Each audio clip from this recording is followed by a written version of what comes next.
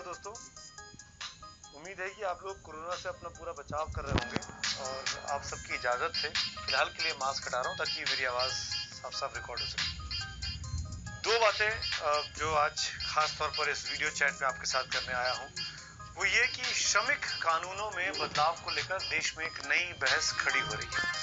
आपने कुछ ने सुना होगा या नहीं सुना होगा तो मैं बता दूं कि जिस तरीके से देश की में अर्थव्यवस्था पटरी से उतर गई है कोरोना के कहर के चलते, काम धंधे बंद हैं, उसको दोबारा रिवाइव कराने के लिए बहुत सी सहूलियतें सब लोग चाहते हैं। आम इंसान भी चाहते हैं, कामगार भी चाहते हैं, श्रमिक भी चाहते हैं, सरकार देना भी चाहती है और यहाँ तक कि जो मिल मालिक हैं, जो फैक्ट्री मालिक हैं, जो उद्योगपति हैं, वो भी सरकार से राहत चाहते हैं।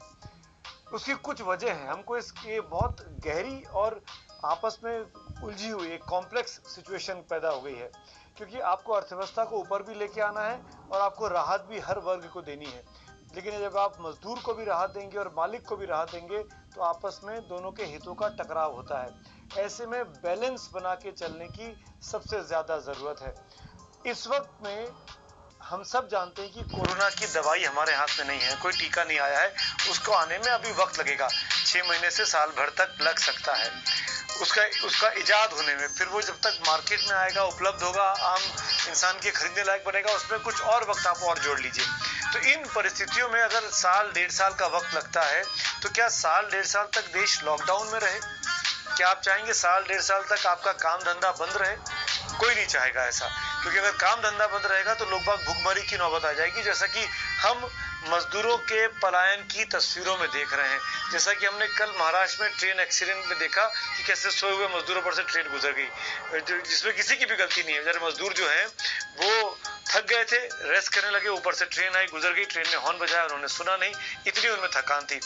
तो मेरे कहने का मतलब यह है कि दोनों लोगों के लिए, मजदूरों के लिए भी और मालिकों के लिए भी, सरकार का यह फर्ज है कि वह ऐसी कोई नीतियां बनाए जिससे अर्थव्यवस्था भी पटरी पर लौटे और लोगों को भुखमरी के नौबत से, हालात से बाहर निकाला जा सके। तो वो कैसे हो सकता है? वो ऐसे हो सकता है क्योंकि अभी सोशल डिस्टेंसिंग के नियमों का पालन करना है।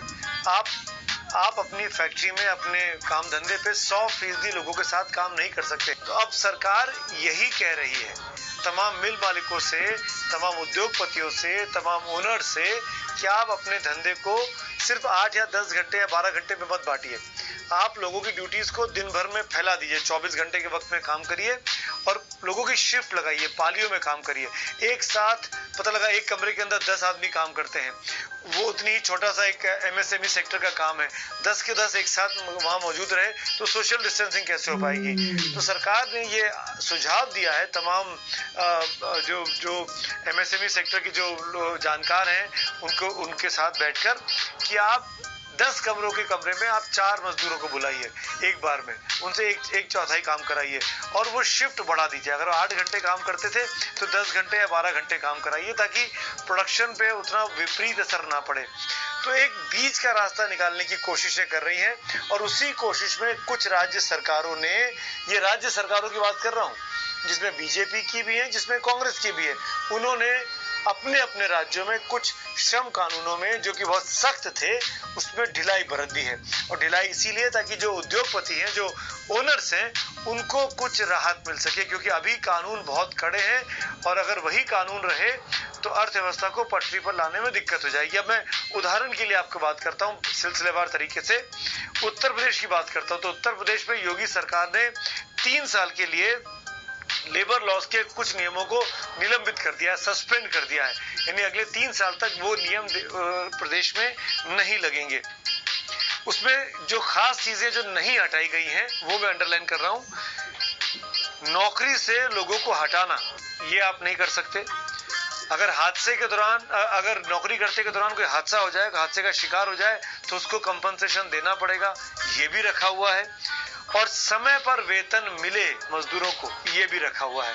यानी अगर वेतन की तारीख 31 है या 1 है या 7 है तो उस तारीख के दिन आपको लोगों को अपनी तनख्वाहें देनी पड़ेंगी। ये 3 नियमों को सरकार ने बरकरार रखते हुए